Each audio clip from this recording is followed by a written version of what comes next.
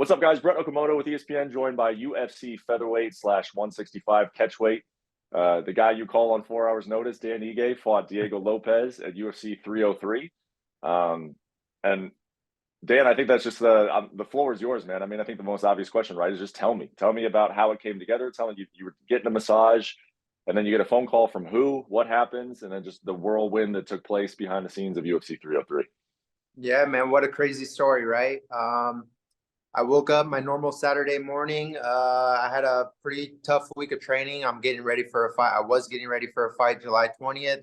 So kind of towards the tail end of the week, I have like a really hard training session Friday. Saturday, I usually it's one and done. So I trained in the morning, did my typical whatever I do, training routine, a little bit of sauna, recovery, cold plunge, red light stuff. Then I come home and my massage therapist calls me. She said she has a spot open, so she came over. She works on my kids too, so my kids got massages.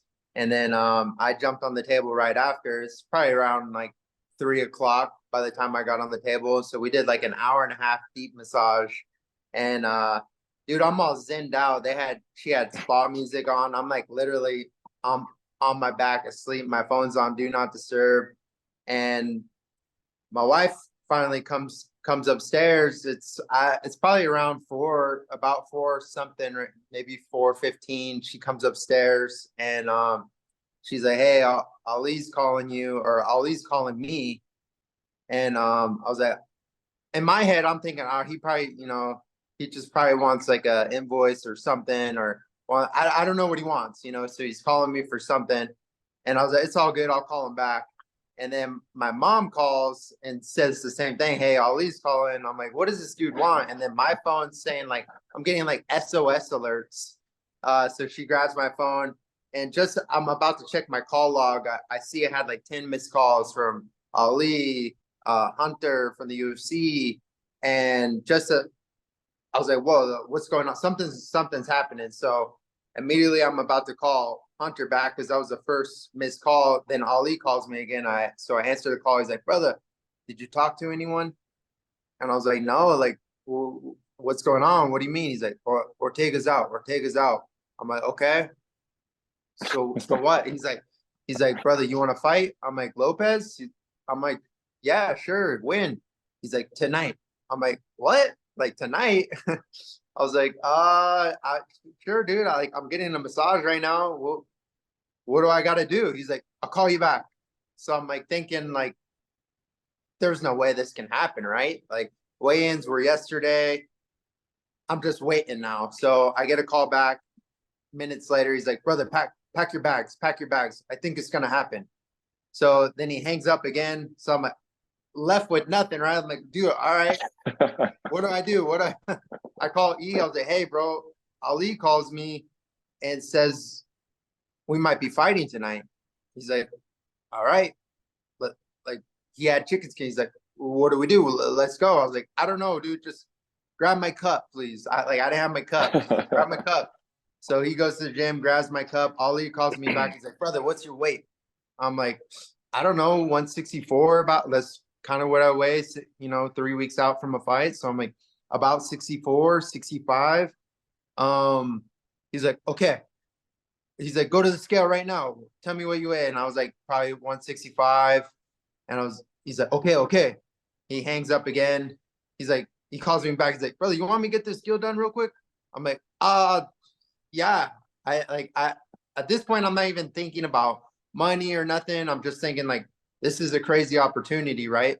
And it's never been done. So I'm like, I'm just saying yes to basically everything. And I was like, this is crazy. And so he calls me back again. He's like, brother, he's like, we got the money, done deal. What'd he say?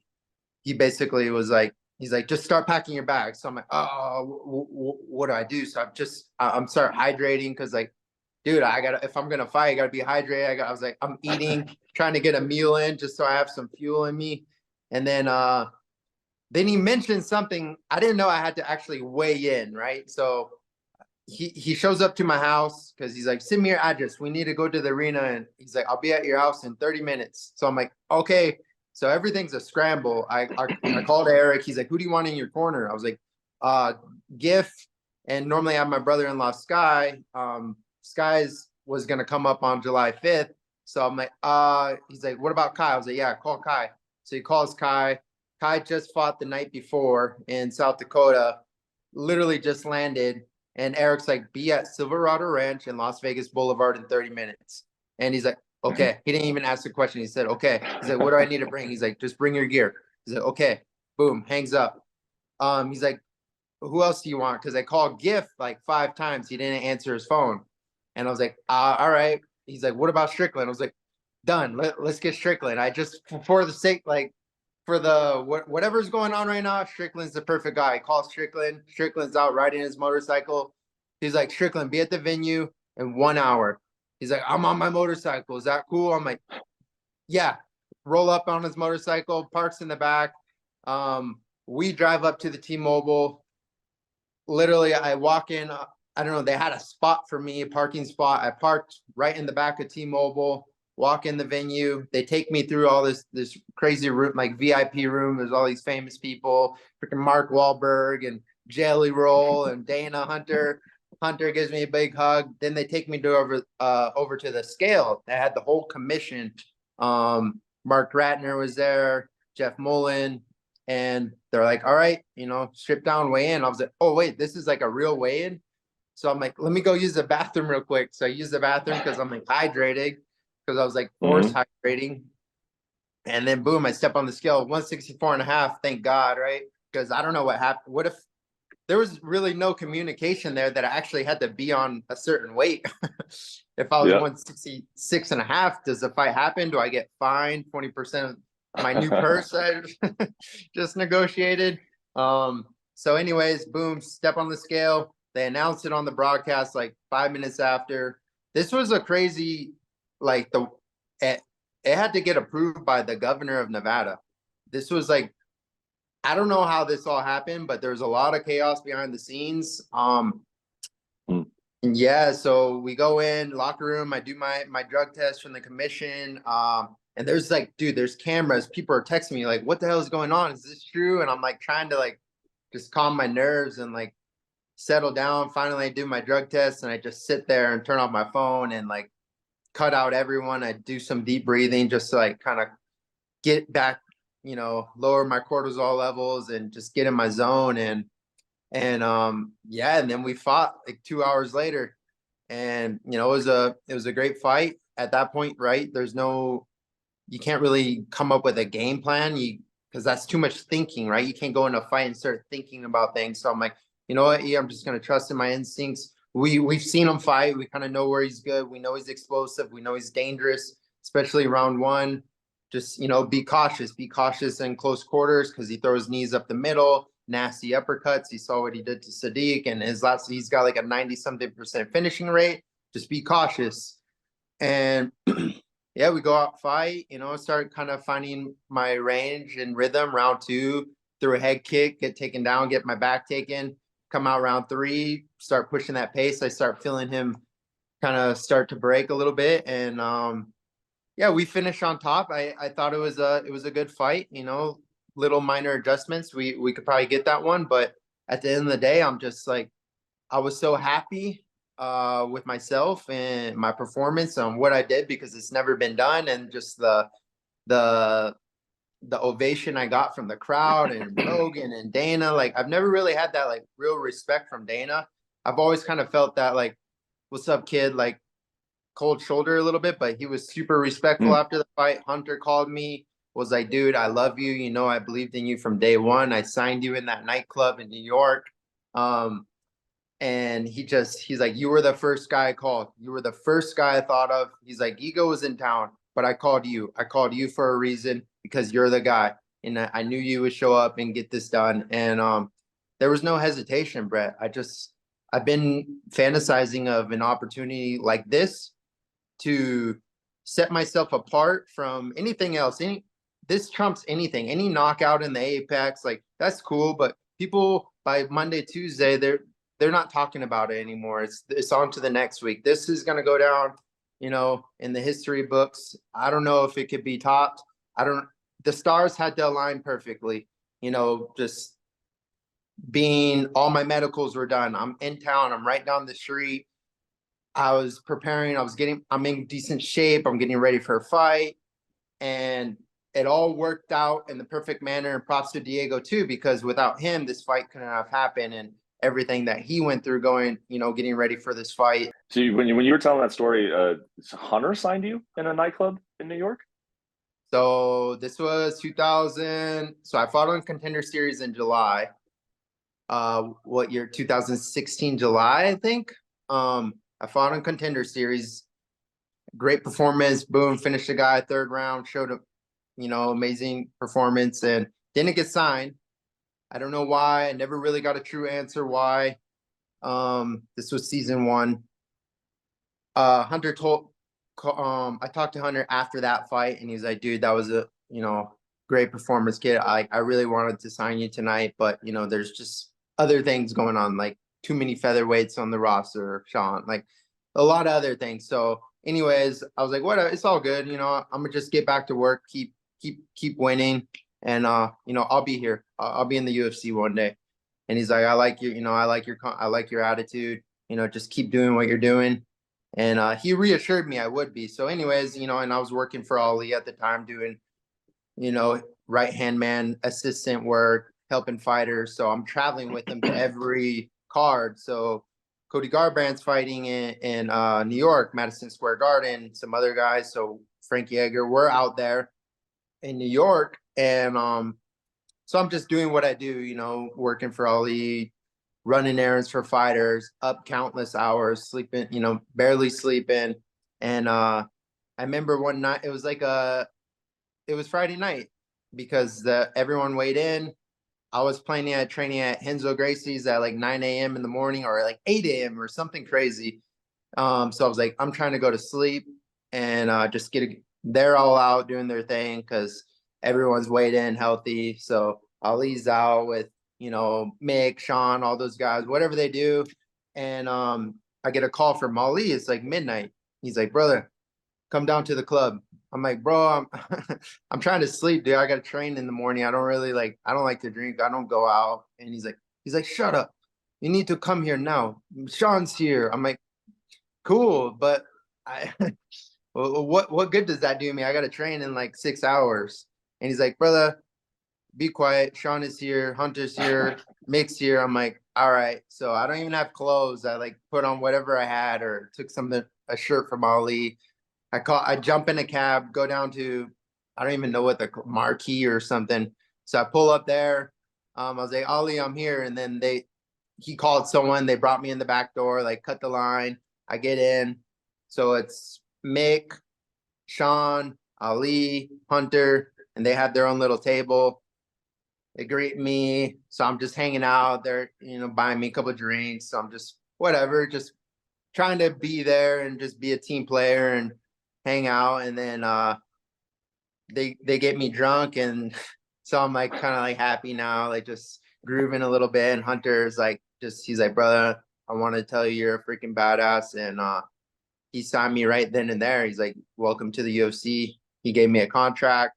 And then I fought, I ended up fighting January that year. I didn't know when I was going to fight, but he's like, you're in now. So that's how it all went down. And he it's funny because he reminded me of that story this past Saturday night. He's like, he actually wrote me a text. I'd read it to you on my phone, but he basically said, he's like, I remember from day one, all those years ago when I signed you in that nightclub, that it all come down to something like this because you're that guy. You're that guy I trust and believed in from day one. You just go about things quietly. That's all it is. I mean, if you ask anybody who really I think this, anybody who really is like involved in the sport and is there, every week and is living, the UFC MMA life, like you have the respect of everybody. It's just that you do it you do it quietly, Yeah. Even like when you on the mic when you were yelling, it was fun to see you do that because you just don't do that. It's just like that was a Dan that we just never see. Where you're yelling 4 weeks, 4 hours. It's just like that's not your nature. When you got to the arena and you started to actually walk out and then have the fight, did it feel pretty normal? Did it still feel like this is crazy that this is happening, or were you able to kind of make it feel like it usually does? I was able to, dial in. I remember we're in the tunnel about Diego just walked out. Eric, I'm about to walk out. Eric said, "Hey, take a moment, take your time, take it all in. Listen, hear the sounds, look around, like embrace this moment." And that stuck with me. And it's funny because we had like a whole other song planned, but I don't think they played a different song. So I was like, whatever. I was like, that almost threw me off. I was like, wait, this isn't the song. And then I honestly wondered that because that they rehearse it before. So I wonder if you yeah, just walked out to Brian's song. yeah, no, I think it was my song from a different fight. But anyways, it's just like I was like, okay, whatever. I'm in the moment. I'm going. I remember walking out as soon as I got on the tunnel. Dude, the lights like hit my eyes, the smoke and crowd was like going crazy. I was like, it felt like I was on like drugs or something. I was like, dude, this is nuts. Like I'm at a rave or something.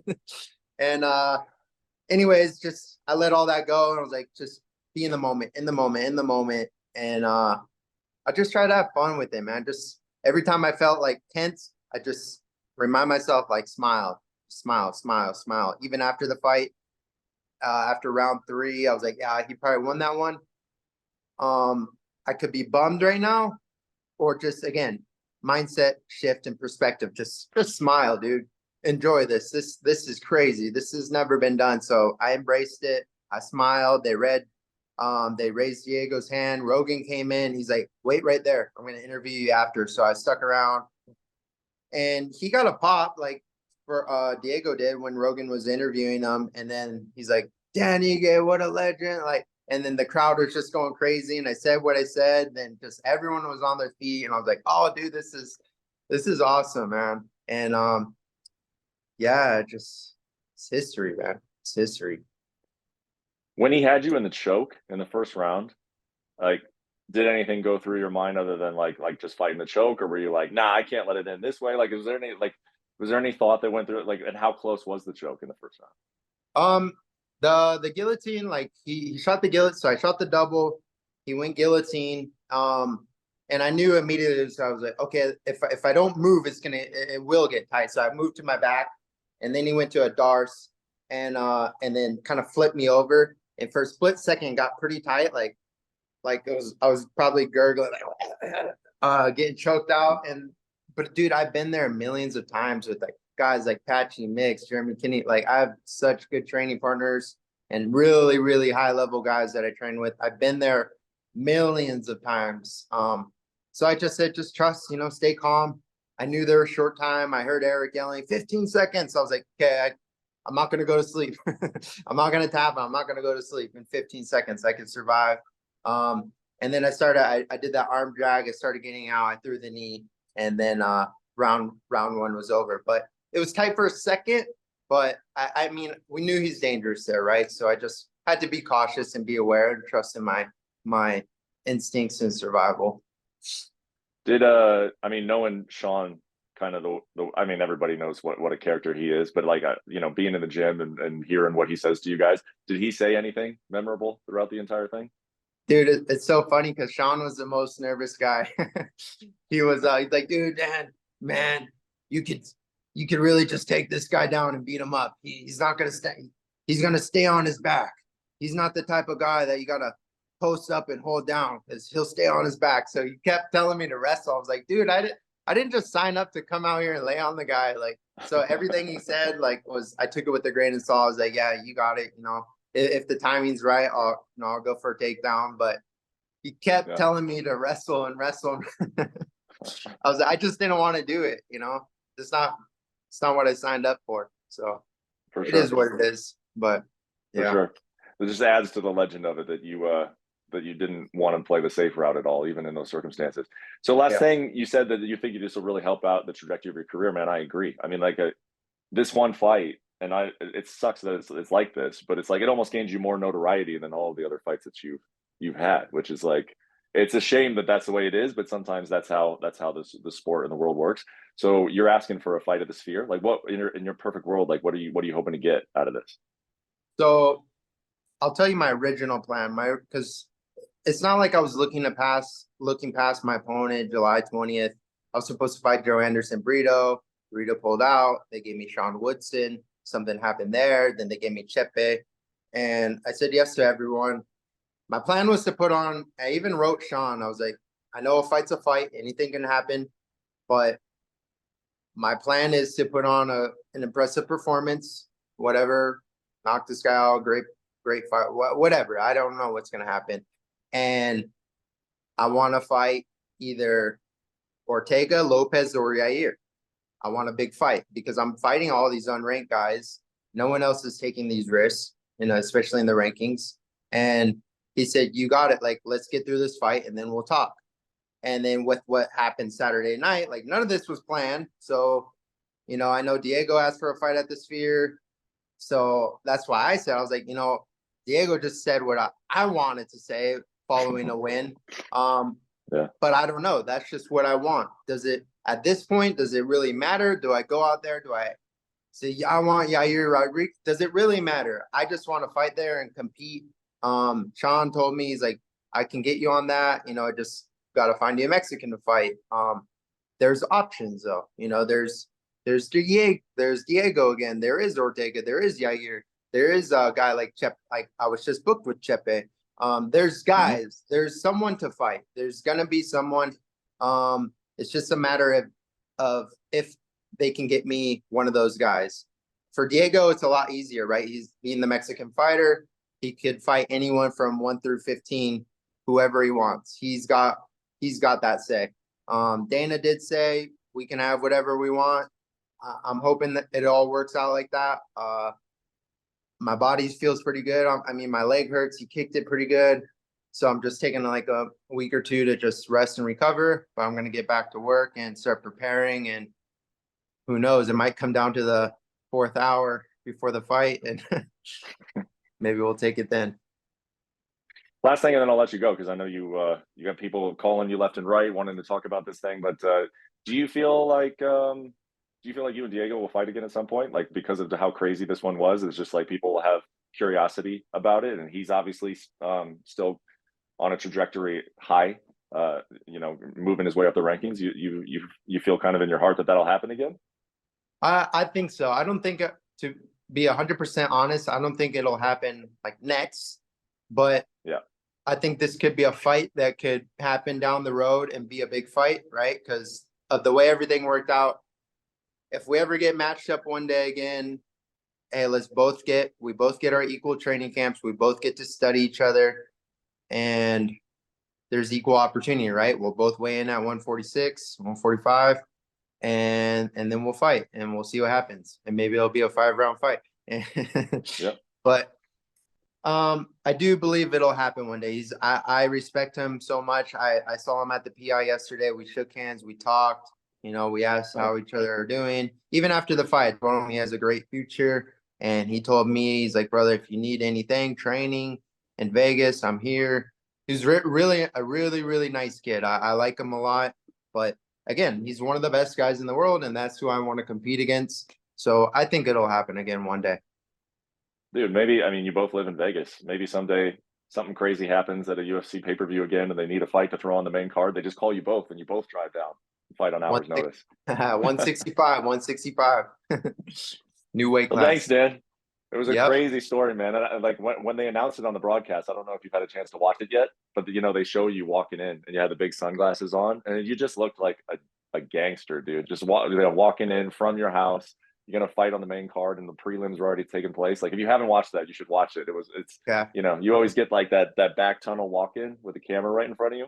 It was a good one. It was very strong. I'll check it out.